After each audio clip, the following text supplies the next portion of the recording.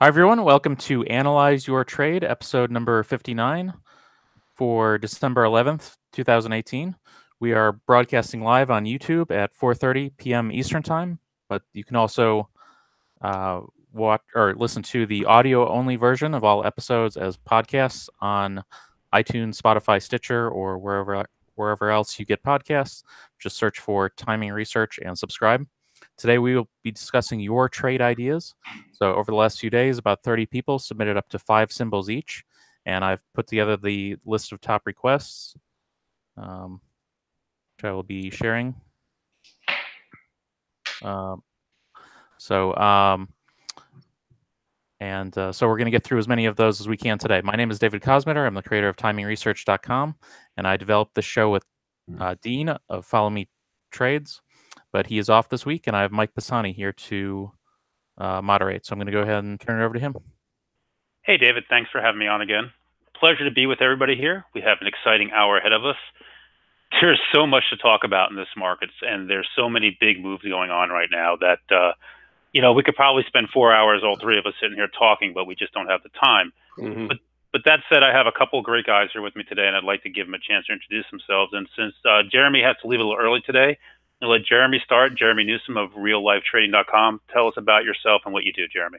Thanks, Mike. I really appreciate the opportunity to be here. And thank you, David, for all the fans of Analyze Your Trade. Love the show. Love being back. My name is Jerremy Alexander Newsome. I'm 30 years old, and I retired from Nationwide Insurance at the age of 24. I was an auto adjuster and started trading full-time at that particular point in my life and haven't looked back since. Love the markets, love teaching, love helping, and love being here. So thank you.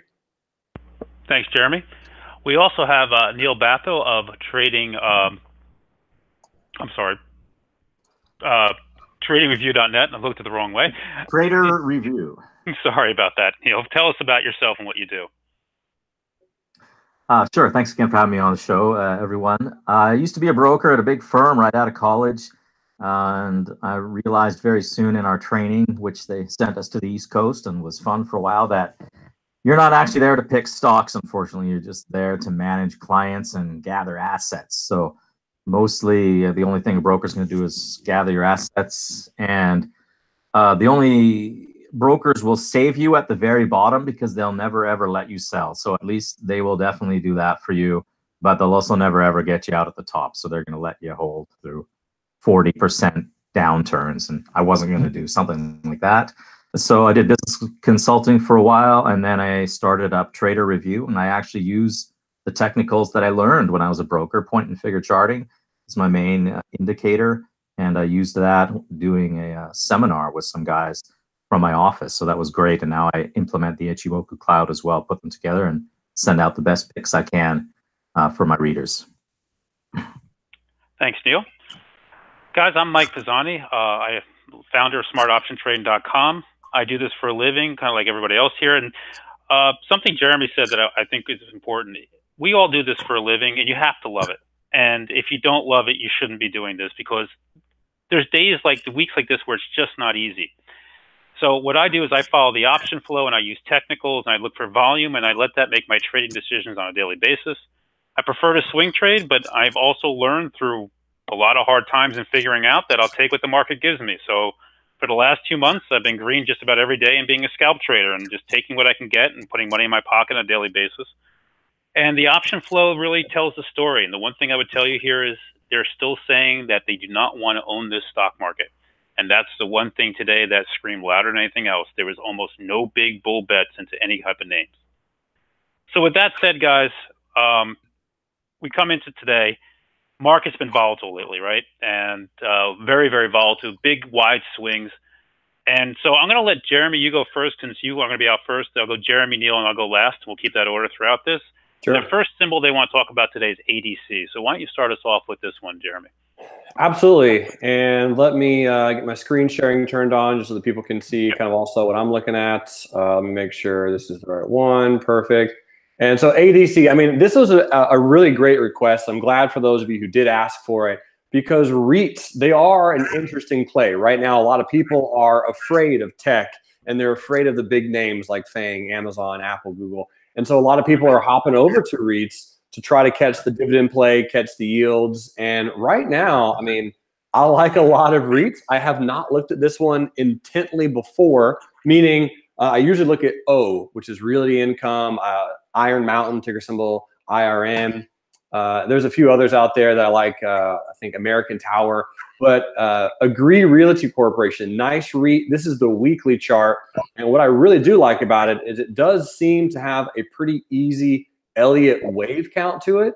I'm a really big wave fan. And if I'm looking at down here, some type of 1, perhaps a 2, a 3-wave extension, a 4, and a 5. Now, again, we don't know where this wave 5 is going to end. But what I could say is also we're probably right in the middle of a 1, 2. This is a 3 of the 5. So this is a really strong wave. Oops, I did not mean to do that.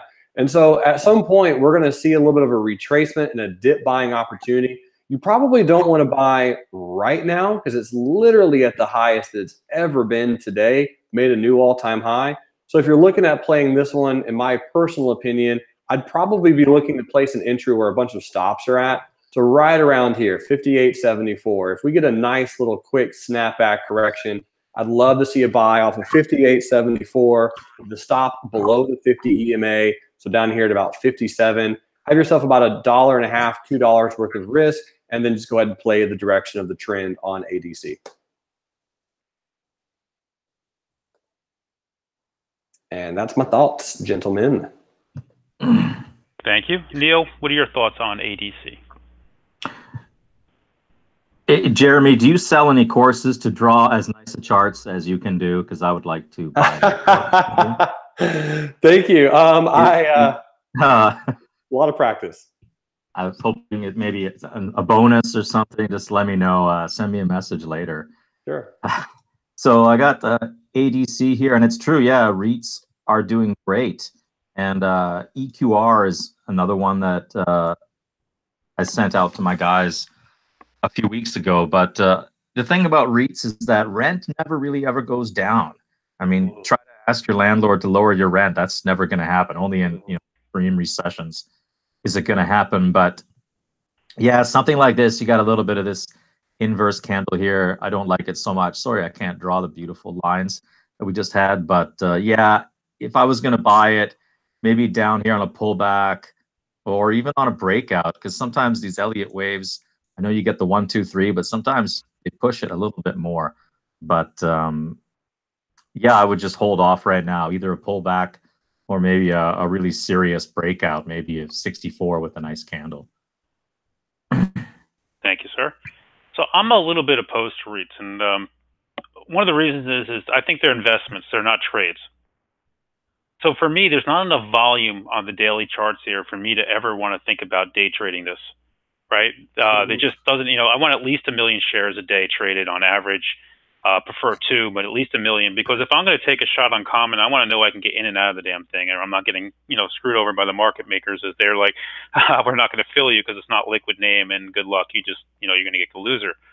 That said, it's a beautiful looking chart. I'll be the first to tell you this is absolutely a gorgeous chart. I kind of agree here. I don't necessarily want to try to buy it here. I'd like to see if it can pull back in a little bit. That 21-day around 59.50 area to me would be a perfect spot if it would go to it. That said, if this name is really strong, it should test 60 and hold. And the way I always look at that is if a name comes back down and it retests where it breaks out from and it holds, that is a sign of incredible strength. So if it was to come down, hit it, bounce off there and start running again, that would be an idea to try to buy it. So I agree with the other guy said. But yeah, if you like REITs, this is as good a chart as you're going to get out there. Jeremy, back to you. ELS. Beautiful. And so I fully agree with you, by the way, Mike. I think REITs are much better longer-term investments than a shorter-term trade. You can get some good plays on them, but it can get a little tricky at times. The interesting thing about ELS, we're looking at ourselves another REIT, right? This is a lifestyles property. And again, look at this trend. I mean, magnificent. And Neil, as far as the drawing goes, I noticed that you also use TradingView. There's this little brush right here that you'll probably like a lot. I think you had the stay in drawing mode. So if you click this little brush, you can do all kinds of cool things. Some nice, really fast drawing. So I really like this retracement. I like the dip. This was a previous all-time high from 2016. You can see this really gorgeous S-curve, rotation, retracement. So what is really interesting on ELS, very similar to just the previous one that we looked at and the previous REITs, they're really high.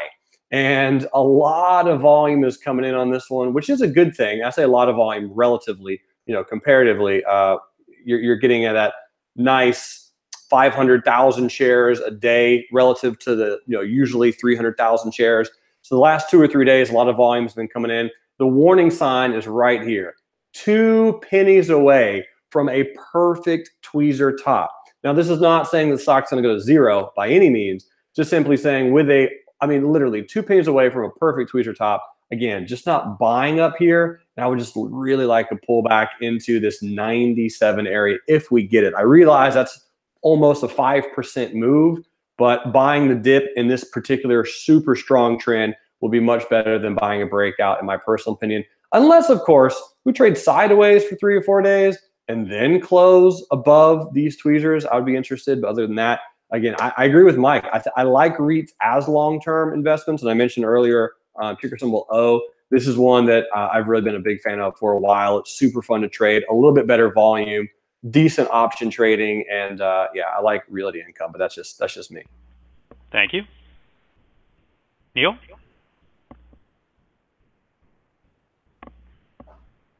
We lose Neil? Hey, Neil, you're muted. Let's see if I can unmute him. Am I able to unmute? There we go. I got it. REITs were really the only place to hide during the stock market crash here. So I think that play is kind of over in the short term. Because if you weren't getting it, the thing about a trade is if you're going to get into a trade, and I always do this, I think back and I think, where was the perfect time to get into this trade? It was probably right here, to be honest, even though it was below the cloud or just as it's about to pass through, or even just here. But if you haven't got in now, you have to always think to yourself, where would if I was watching this perfectly, where would I have gotten in? And if it's far above that, then really the problem is you weren't watching. And so now I would not be in this trade. And now we're probably going to go through a big pullback, I think, here. And 80% of stocks follow the market most of the time. So yeah, I would avoid it for now.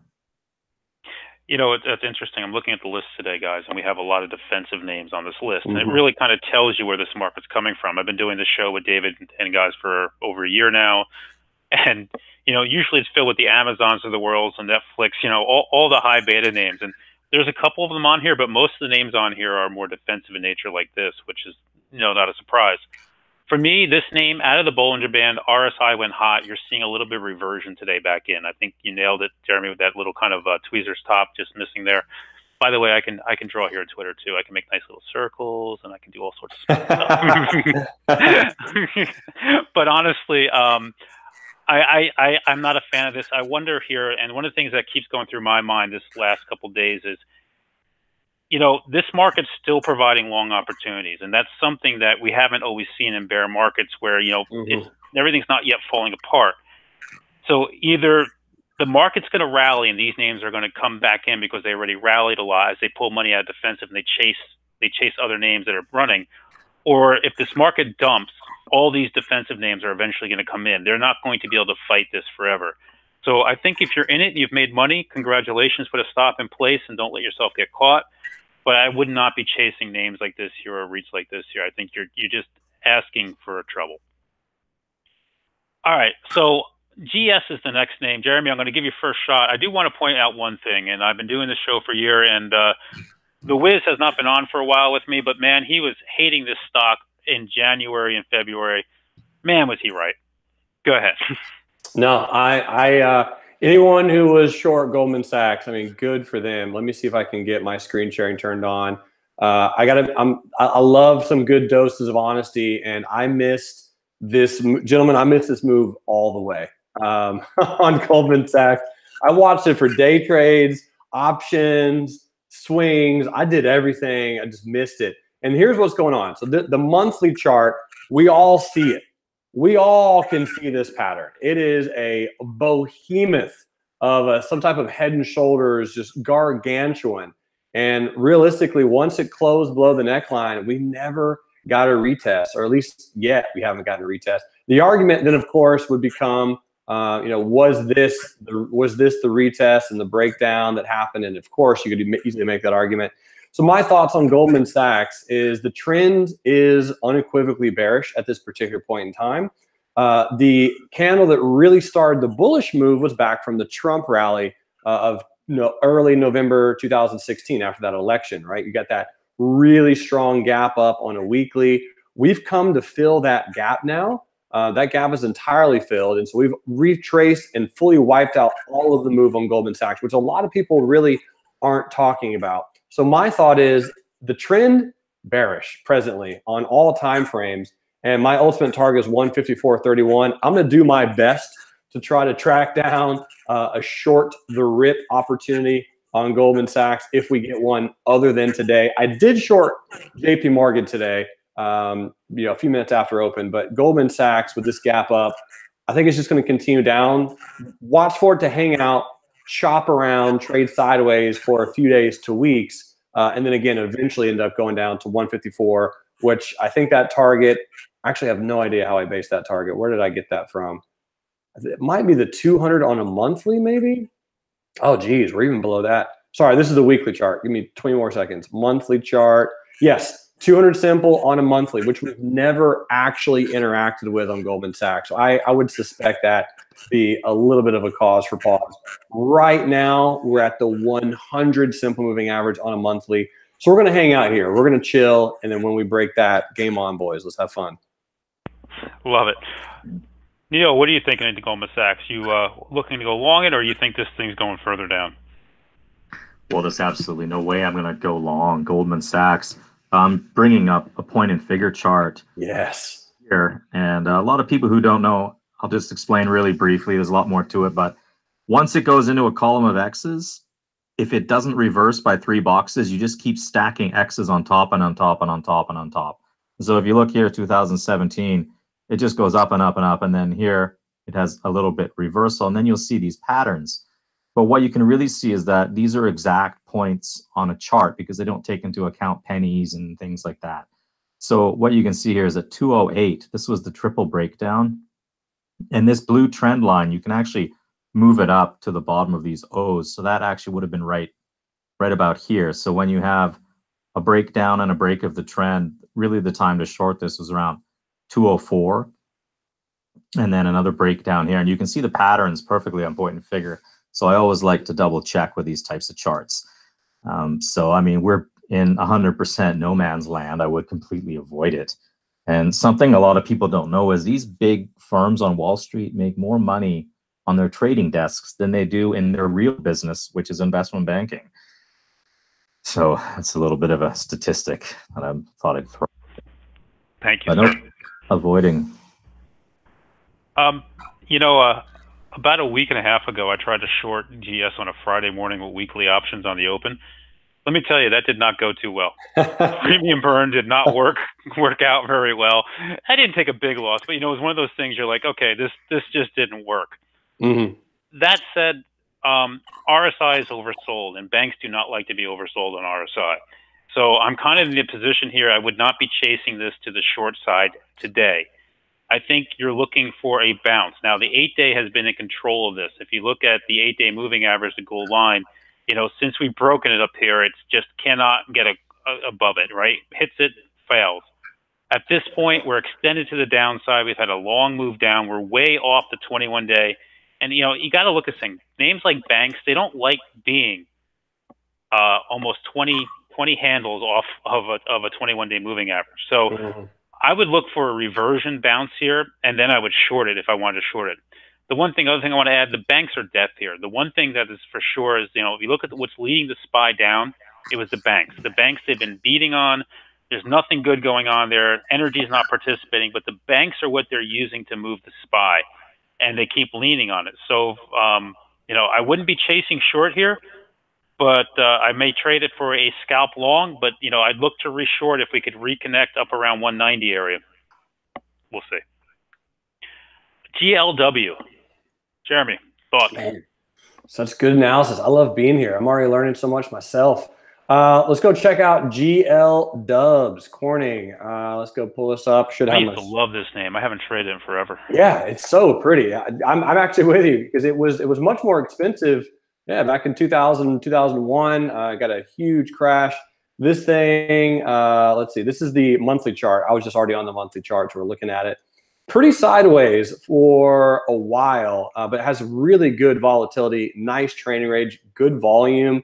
This is an old resistance at 28 that was really a 2008, 2006 high on Corning. So this is, again, the monthly chart, just really, really big perspective.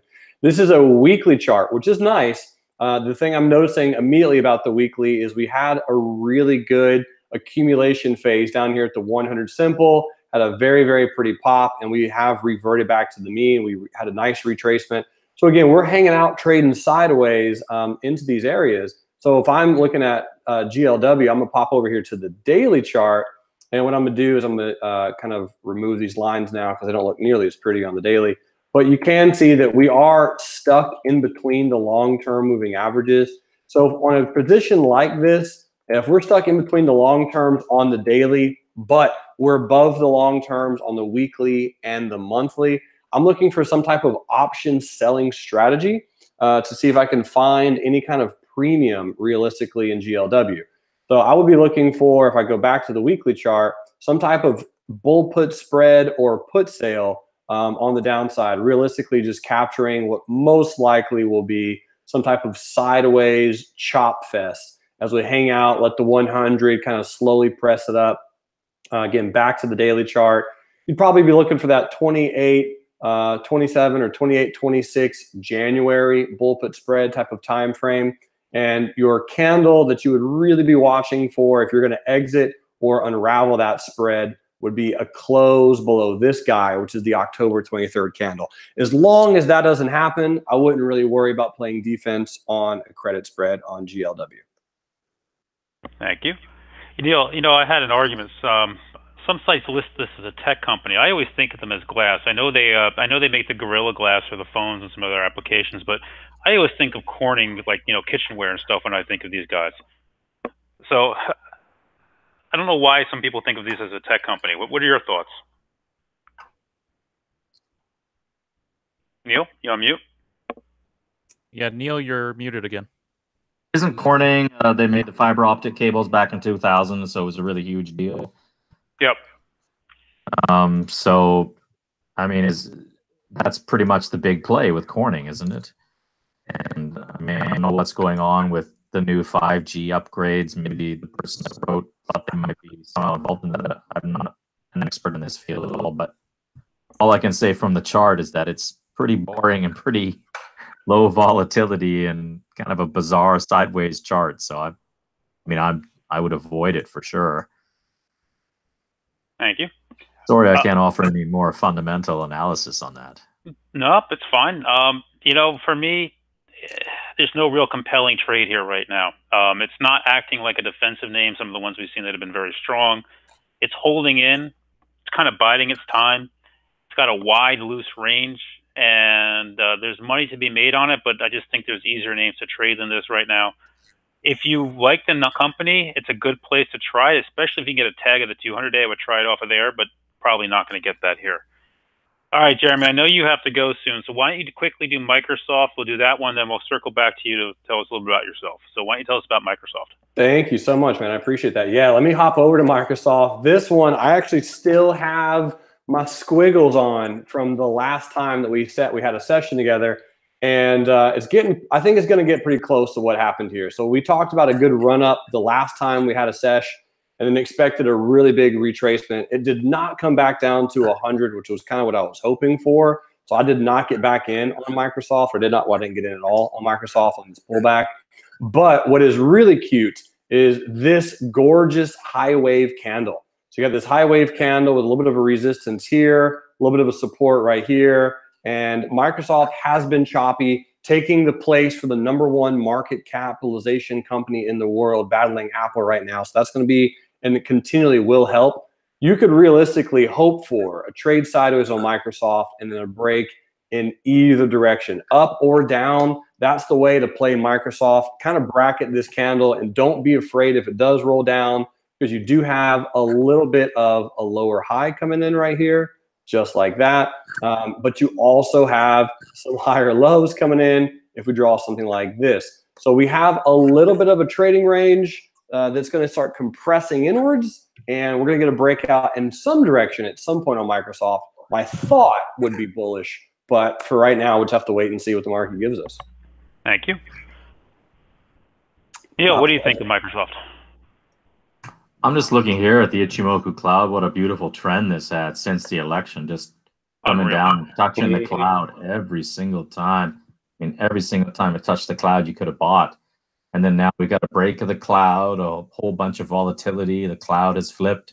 So I would just completely avoid it, really. No trade here for me. Oh. This is where I differ from you guys. This has been one of the strongest names in tech and in the Qs over the last 2 months as we've gone through this correction.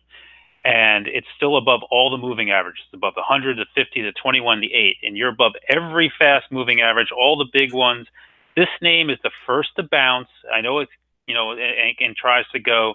If there's any name in tech I want to be long other than possibly Amazon, it's this name right here. This is the name that if I wanted to play a tech name, it would be one I would want to hold and try to go for. It's acting strong. It's acting better. It's holding in better.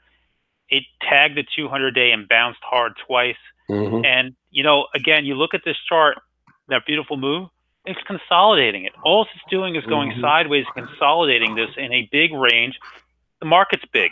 So, you know, this is holding in better than anything else. This is where I'd want to be in tech right now. This is one of the better names out there.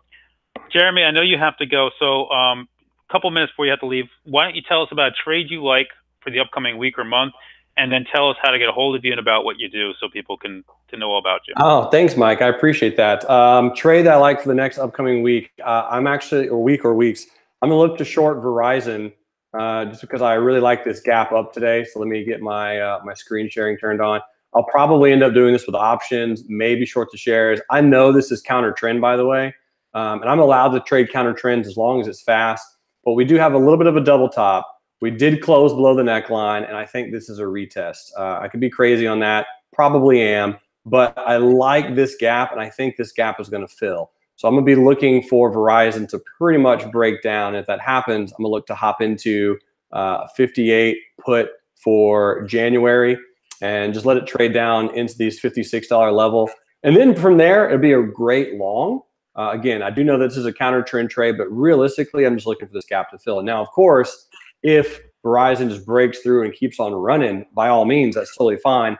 I'm looking for this to just refill, retest this gap, look for this double top to maybe play out.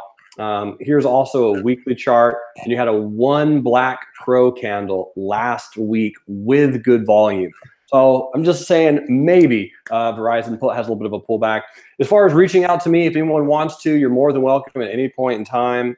My email address is, trying to get it with a text, is jeremy@reallifetrading.com. You can also reach out at my website anytime you want, reallifetrading.com. My goal and mission is to enrich lives. I want to do that by teaching people from all ages, all backgrounds, all social and economic norms, how to trade the stock market profitably, safely, and protect their capital. So that's kind of what I do. And gentlemen, it's been an absolute honor and privilege. Thank you again for having me here.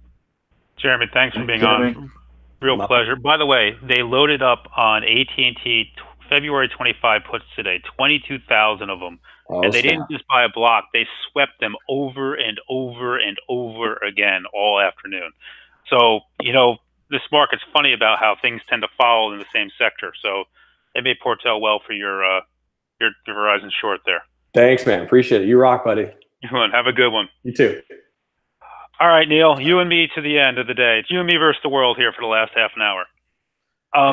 Hey guys, we had a request from the live audience for NVDA. Sure. You guys want to do that before we get back to the list? How about I'm going to let Neil give us a stock he likes, and then we'll start off with NVIDIA on the next round. So, okay. Neil, I wasn't ready for a pick that I like right now, so all right, then let's do NVIDIA, and you can think about that.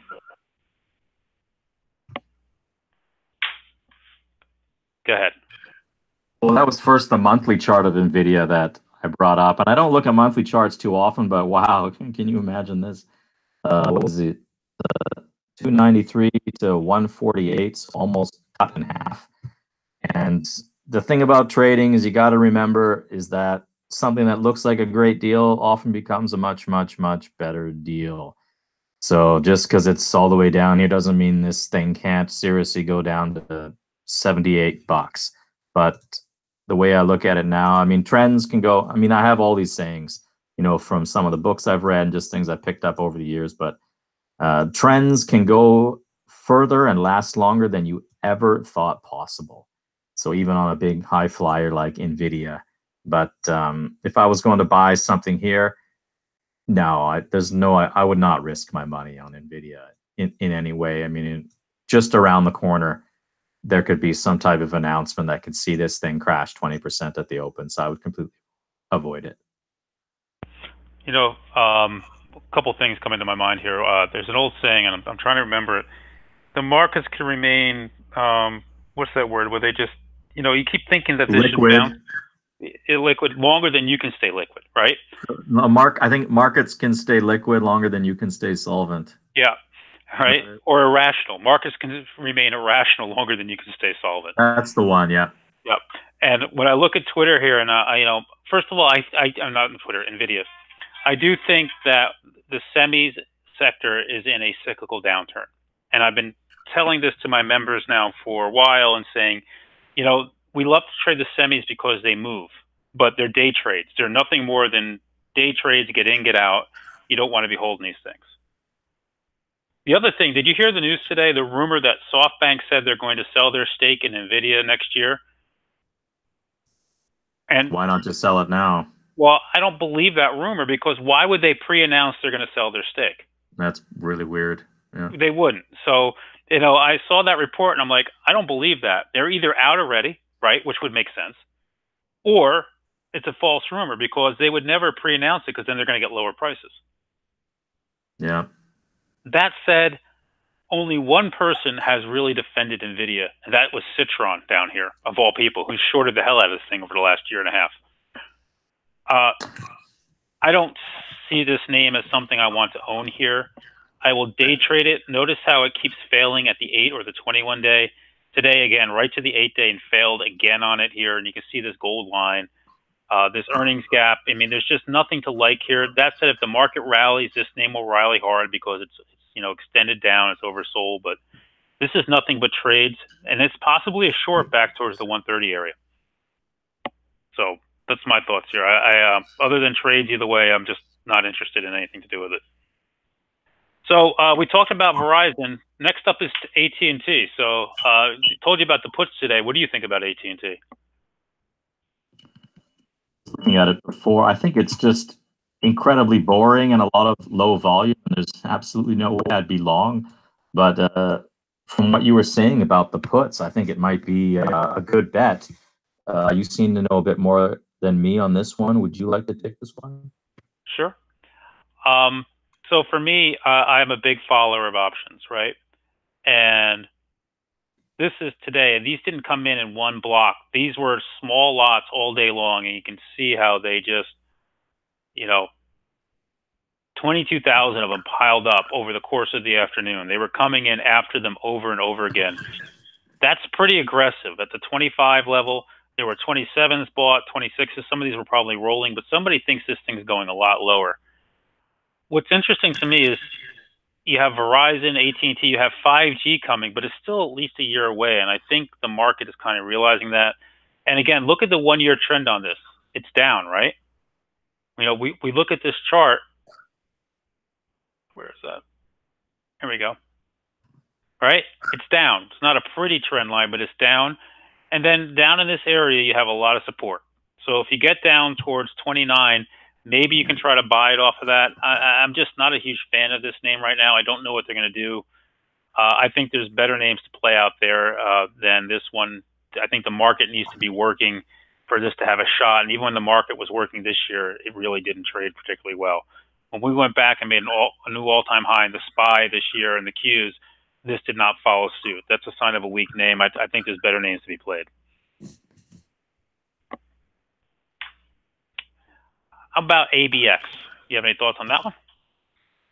I'm glad we got a gold name finally. I was really bearish on gold stocks this year. I mean, we did some trades to the short side on gold and gold stocks, but gold's been rebounding. And as a disclaimer, I have my readers long UGold, UGLD, the triple leveraged bullion ETF. We got in at 82, but now it's looking a bit sketchy at this point. You know, ceilings become floors and floors become ceilings. So if I look here, you know, this is where it made the triple top breakout at about 13.5.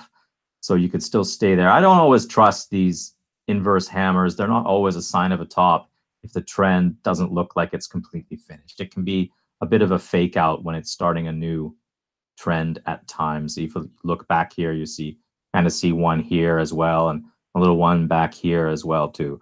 So, but right now I would not necessarily buy it, and it's close enough to buy it on another breakout. And if this breaks out, you could head up to about 18 or so. But a lot of this sort of depends on gold and what's going to happen. Gold is going to move based on the deficit growth rate expectations. So it's also going to, you know, what's happening with Brexit as well. That may have a little bit of an effect on gold. So, but follow the charts, and I would do a breakout a little bit over 14, I think would be okay here if you wanted to get in. You know, you bring up a great point about gold. Come back to this one in a second. Gold woke up when the market started to sell in early October, right? We had that huge engulfing bar on the GLD and the gold products. And then it couldn't go, right? It just sat here and frustrated the living hell out of everybody. And then finally, in the last couple of days, it woke up, broke above this range, and came right back in. I'm pretty sure I think you're better with gold than I am, but this is the end of the year is usually a seasonally strong time for gold, if I remember correctly. I'm really not sure about the seasonality. No, I don't know. For some reason, somebody was telling me that it tends to run at the end of the year. ABX is good. This is a good gold miner. There's other ones out there. Is it GG Gold Corp? I think was another one that was really good. Basically, gold is going to go up. I mean, people say it's an inflation hedge, which is absolutely not true at all. It's just something for brokers to tell people that's easy to understand. The way gold moves is if deficit growth rates are expected to increase. So anything that could cause the deficit to go up much more than expected, and that can be, you know, social welfare programs cause deficits because they never budget for them properly. War causes deficits tremendously. That's why gold rallied in the first place in 2003. And right now, there's still massive deficits in the US, but they're not as big as expected. They're not necessarily as big as they once were. So basically, everybody wants to hold US dollars. No one really wants to hold gold unless you have to. So what's going to be better to hold? And it's all about the one or the other one. So people want cash. I mean, it's just easier to have. If I had to hold something for 100 years, I'd obviously hold the gold. But you have to look a little bit at what's happening in politics. You have to look at the US dollar, and the gold moves inversely proportional to the US dollar pretty much all the time. So when the dollar is crashing, gold is rallying. But what makes the dollar weak? Deficits make the dollar weak, because when you have deficit spending, all loans are brand new money. So all deficits increase the money supply. That's what makes money weak. That's what inflation is. So if you look back to 2003, there is 3 times as much money circulating in the M2 money supply now as there was in 2003. That's why house prices have doubled and tripled. That's why your burger now costs you $26 at your favorite place instead of $10 in 2003. So basically, that's what gold is. But the budgets look to be getting balanced by some sort of miracle. I mean, in the late 90s, there was actually a surplus for a year or two, and that was when gold was down at about $200. And then deficits increase and gold goes up. So look at what's happening a bit on the political scene and then see how it's playing out in the charts, and you should get your answer on gold. And the miners need gold to move. Miners won't move much without gold going. So, you know. Well, yeah, the the thing about the miners is that I think the average amount of money it takes to get an ounce of gold out of the ground is around $1,000, but it varies tremendously. Some gold is really easy to get out, some isn't. So if gold hovers around that 12, 1100, it's getting very, very sketchy for some of these miners, and a lot of them are on the edge of bankruptcy. So you should be able to find out the weak names, and if gold goes down below that level, you could do some tremendous shorts on some small cap gold companies, but it's hard to follow everything in the markets.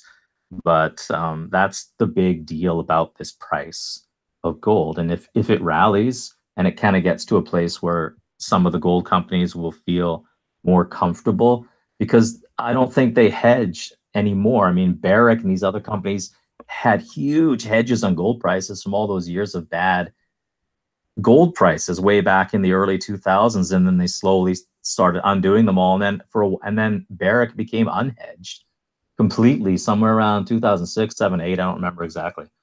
So if gold rallies a bit more, you're going to get a better play on the gold miners, and especially the junior ones, because they'll get that relief that, hey, we're not going to go bankrupt. So if a company realizes it's not going to go bankrupt, a lot of that bankruptcy is priced into the stock. So then you can get this huge, hey, we're not going bankrupt rally, which can be a big rally. Right. So if you don't want to play ABX, which is a nice name in the space, I would just play Nugget. It's a leveraged ETF. It's a day trading vehicle, but it moves 3 times that and it does well. But really, GDX, just play the gold miners or JNUG, one of these, the junior gold miners. These are easier to play. They're more encompassing. They're more liquid in the option world. That's why I like those as well. All right, SMTC. I don't know much about this guy.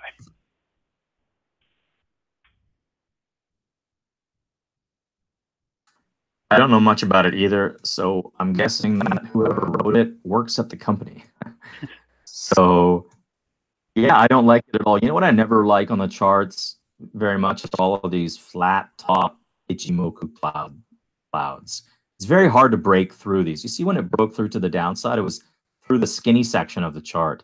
But when you get these flat tops, and it's like that on the S&P 500, I just don't like it. I've seen it a lot of times. It's very hard break through this flat top. And so, yeah, I would kind of completely avoid it, unfortunately, because I think whoever wrote in works at the company. But if you hold it, the big breakdown, of course, is at 41. And if you look back over time, yeah, I thought this might be the case. I mean, you look at a company like this, and these breakdowns, I mean, don't think that a stock can't go way down from the 50s down to the teens. I mean, they can. So if I even bring the stock back here. Look at the haircut some of the names we've seen in this market of late, like Square and Roku. I think we're going to talk about Roku soon. I mean, yeah, some huge haircuts. So I would avoid, and then you have that, oh, wow, okay, this is the weekly chart. So this is a tremendous turnaround story. But for now, here's the weekly chart.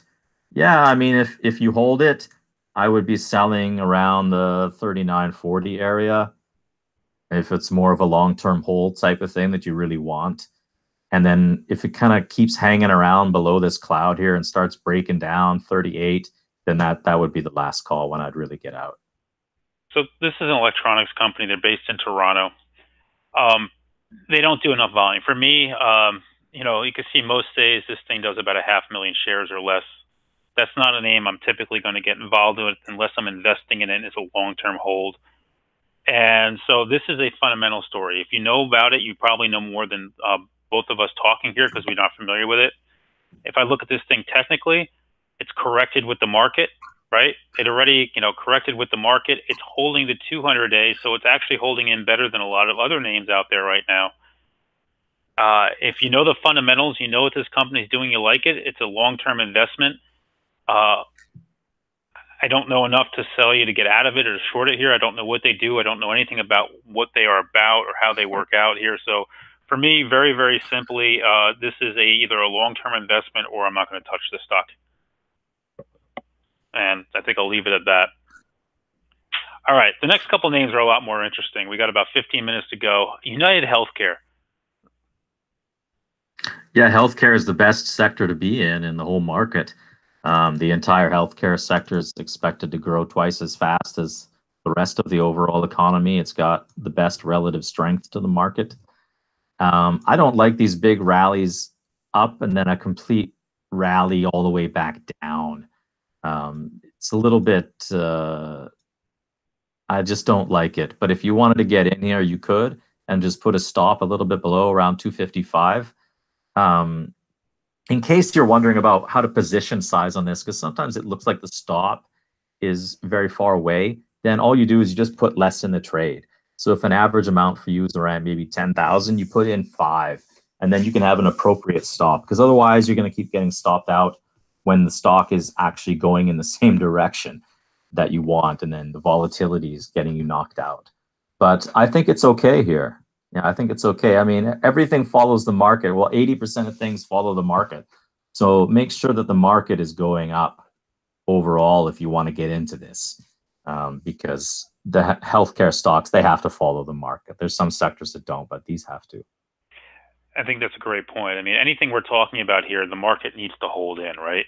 And I think that is a huge question right now, whether this market's going to hold or not. It's volatile, it's wide and loose, it's whippy. We have a well-defined channel that we are playing back and forth inside of. And right now, this week so far, the bears have the edge. We'll see if that holds up or not in the next couple of days.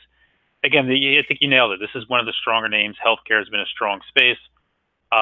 Finally showing some weakness. Got below the 8 and the 21 day. Those are my fast-moving averages.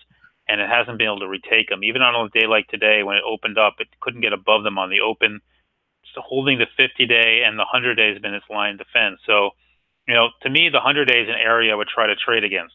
If it would hit it again tomorrow, if we had some weakness on the open and you liked it, that's a place to try it. The one thing I don't like about this name is options are expensive and they are not liquid. Very hard to play the options on this name. A name I generally avoid in the option space. And I just don't trade this name. I know it can move big. It's just not a favorite of mine. I think there's other names that move better out there, or play an ETF like the XBI or something like that. All right. So, Neil, I usually let you go first. I'm going to start first because Roku is one of my favorite names. I love this name. I love the space they're in. I love what they're doing. That said, this has been one hell of a wicked haircut. From 76 back down today, we got down to just above 34. They are a disruptor, right? But they're facing a lot of challenges. They're trying to take on the Amazons of this world, but they're facing a lot of challenges with that. But that said, they're on just about everybody's TV set now. You buy a new TV, pretty much comes with Roku loaded on there, and you can get any streaming app onto theirs. Plus, they have their TV services starting. Did it deserve to get cut back this far? I don't think it did, but in this market, the high flyers got sold off. I still think long-term somebody's going to buy them. RSI is getting oversold here. It's out of the Bollinger Bands. I would look for some type of bounce. In fact, there was a little bit of call buying into this name today. Wasn't huge, but it was definitely something that caught my attention as they came in and they hit it a little bit. Where are they? Pulling it up. Sorry. When you want something, you never get it. There we go. They hit the Jan 38s today. They opened. They were brand new trade into it. Wasn't a huge amount, but they were brand new. We like that when we see that. I do think at some point this name is going to turn around. Better area of support probably comes in around 30, 31 area. So it may have a couple more bucks to go if the market sells off. What do you think, Neil? Yeah, I think it's not bad right now. I'll just bring the chart up as well. Or just we can keep is your chart still up? It is, but only from talking, I think. Okay, yeah, I'm not sure how that works. So anyway, I'll just bring my chart up. It'll be pretty much the same. And yeah, Roku follows the market almost identical. So again, make sure the market's up if you want to get into this trade. But it certainly looks like it might be bouncing here. Typically, a way a pattern like this is going to go. This is not the best really bottoming candle, but it would probably come up, kind of consolidate like this for a little while, kind of come up here. I would think it would take maybe a week or two to finally get a breakout over here at around 40, 41. And another thing about Ichimoku cloud they don't usually teach you is that the thicker the cloud is, the more chance of a turnaround. And this is a darn thick cloud. So I think you might be able to get, a move back, once it breaks out up into maybe the mid 50s. So it's definitely something to keep on your watch list. That's for sure. All right. We got about 9 minutes to go. Why don't we do Nike? Let you start with this one. I haven't been following the Kaepernick fiasco. Is that what that is? Wait, so what's the deal with him? He's not playing football at all now, right? No, he's suing the NFL. Okay, this is just hilarious. Can you tell us more? He's been out of the league for 2.5 years. Washington is down to their.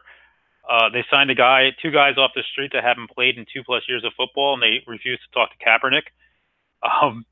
But yet Nike gave him this huge deal.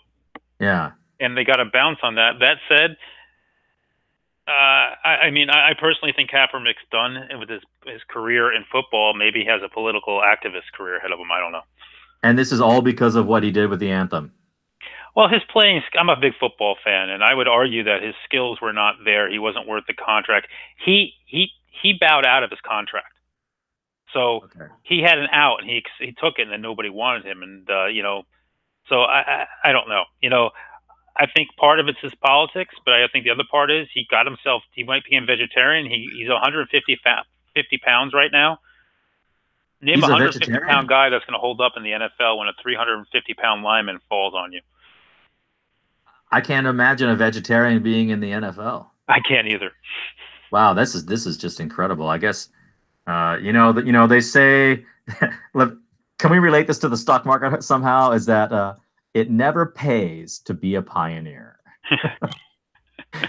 You got your Bill Gates, you got your Steve Jobs, and you got Elon Musk, but really the people who make the money are the ones selling the picks and shovels, right? They're just kind of hanging out on the side, making the money. So he definitely blew his career. But as far as the chart goes, this is literally identical to the S&P 500. So I'll bring up Nike here, and then I'll bring up SPY. Right to the 100-day, right? I mean, this is almost the same chart. Yep.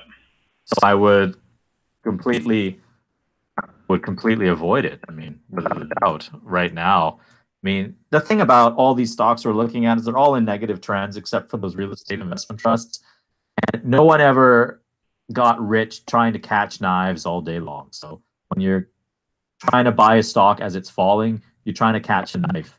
And no matter how close to the bottom you catch a knife, you're going to hurt yourself, right? So I would avoid Nike. And, a lot of people, they're watching the market. They say, it's going down. I can't wait to buy. Well, you should probably already be short the market. And you should have already gotten out near the top of the market. You had signs to do it. So I would just completely avoid it. And I hope that you can keep us up to date on that Kaepernick fiasco. Markets are not easy to short. Not when you have everything going on in the world and a president who tweets or talks about China and sends the algo screaming higher at any given moment. So It's very, very tough to be short in this market. It really is. I'm with you. It's trading with the market. There's other names that are trading better than this. I'd rather be than them this. That said, long term, Nike's probably one of the better names out there. But if you like it, it's probably a screaming buy somewhere down the 70 area if it gets to it again. Let's go to a name. We have one more. Let's do one more name, and let's go to a name that has been bucking the trend. And let's go to BMY, a big pharma company. Not bucking it so much.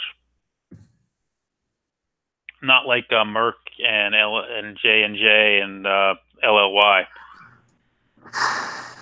So you want my opinion on BMY? Go ahead. It's just a complete disaster. I just have no idea what to even say about it. Yeah. If this is your ex-girlfriend, you should not bring her back, is all I know. Yeah, but come on, it's fun to have a train wreck. I mean, this is just, because this is, right when. Anyway, I'm not going to get into that, but I would just completely avoid it. Yeah. A lot of big pharma companies are doing well right now. So, you want to play with one right now. Look at names like Merck. Look at the strength that we've seen in this name. Look at this beautiful chart, holding in nicely here. J&J, right? Johnson and Johnson. Look at this beautiful chart, right up here at all-time highs. Lilly, LLY. Look again. Why would you want to buy BMY down here unless you thought some drug news was coming or something? I just, big pharma, they've been hiding in this for the last 2 months, but not BMY. So I agree with you. Better place to play. I would not be looking at BMY. I'd be looking at some of these. All right, one more, and then let's do it. You want to do gas, natural gas, or a pot stock? You choose. Let's do both. We'll just do it real quick. Okay, UNG then. Go ahead. So you got it up. Natural gas is incredibly difficult to trade. If you try to make a living trading natural gas, you will probably blow up your account because there's only going to be a few perfect times to buy it every couple years. But right now, it's just incredibly sketchy with this volatility here. This does look sort of like a triangle where you have the lower tops and higher bottoms, so it will squeeze. You have a wedge. I mean, you have a very, real quick, you have a very, very clear wedge on this name right now. I'll let you bring up your wedge chart. There you go. There's your wedge chart, right? So you got a very clear wedge right now on this pattern, which means we're going to get a break of this one way or the other real soon because it's not much room left. Yeah, I was actually bringing up natural gas, but it was the same, yeah. What I don't understand is we're still such a surplus. We burn off so much every day because we can't store it. Why are they running it up here? It just seems manipulated. Yeah, I'm not a big natural gas expert, but yeah, it's a really tricky business. I still remember the days of when Calpine had the natural gas turbines in Southern California, and then you had Gray Davis, and they called him Dr. Dark because he had the rolling brownouts, and he didn't like big companies because he thought they were really bad, and then he only let them buy short-term contracts instead of long-term contracts, and then, you know, half the state's running out of power. So that's all I remember about natural gas. Well, so. One more thing is I know it's supposed to be warm for the rest of the month on most of this country. So that's not going to be good for natural gas prices either. All right, last name, pot stock, Kron. The news last week was that MO was taking a stake in him, which they did. And that's why we're up so much here. Yeah, I don't like these gap ups with no follow through at all. So I would completely avoid this. And you got to be real careful on these kind of stocks because it's sort of like a buy the rumor, sell the news type of thing. And I would also look at the market capitalizations and try to see what would be a reasonable type of market capitalization for the stock that you're looking at. But I guess there could be a lot of buyout candidates in the industry for sure. I'm just not an expert on that sector. So for me, I play these names on and off. The rumor was that they were going to get bought. It turned out that MO took a stake in them, and they have the ability to buy another 10% at 19 a share. I love how it's holding the gap. Typically, when you get a rumor like that, the rumor gets sold off. But I don't know what the next catalyst here. As you said, if they're not getting bought out here, what's the next catalyst? I know we have the farm bill possibly coming through on Friday, which would be good for pot stocks, so like TLRY, NBEV, Kron, CGC, right? But I don't know other than that what's the next catalyst here. So as long as it holds that gap, I would look to try to go long on it. But I would be worried if it got in that gap, it would come back down quickly to that 1050 area. All right, we are out of time. If you have a trade you want to tell people about, go ahead, Barry. And if not, just tell us how we get a hold of you and what you do. Did I call you Barry? I'm sorry, Neil. Yeah, Barry just messaged me on Twitter. I'm like, what? Apologies. The last time I was on the show, I said bonds and gold. And I know bonds are very boring, but you can make a lot of money on options on bonds. That's for sure. And a lot of people don't know that the biggest futures market is the bond futures market. So, but now, unfortunately, bonds have done really well, coming off 113 to 118. A lot of this was because of the Powell announcement and anticipation of slowing down on raising rates. So I don't really know if bonds are going to be great here. We had a order for the triple bullish bond ETF, but it did not quite trigger on a breakout here. So I'm going to say, if you were on the show a couple of weeks ago, that probably now is a good time to not enter a new position in bonds unless there is a fantastic breakout and more news from Powell about easing off. And my old one was REITs, and those are also sort of peaking out. So I'm not really sure I have the best pick now, to be honest. So you're going to have to catch me next time. Okay. Well, tell us how we catch you and about what you do. Sure. You can visit me at traderreview.net and sign up for my newsletter. I give away a lot of good commentary of what I think is happening in the market and where I think things are going to go, and basically when I think you should get completely out of the market, and or when I think things look good to get back in. So I do a lot of overall market and sector timing as well, saying what I think is going to be the best gold, bonds, things like that. Thank you, sir. So for me, you guys have listened to me long enough. You know I love Twitter. You know I didn't trade it a lot this last year, but I'm bullish on it again. And the reason I'm bullish on it here, and we've been focusing on it in my service now, is, you know, the 200-day was resistance back here, and it's held in so well. Like, if you look at the correction of this market, Twitter hasn't really cared. And then it came in, it was support, and then it's been resistance, and today you finally got to close over it out of the Bollinger Bands. The Bollinger Bands are tight, indicating that we're likely to get a big move.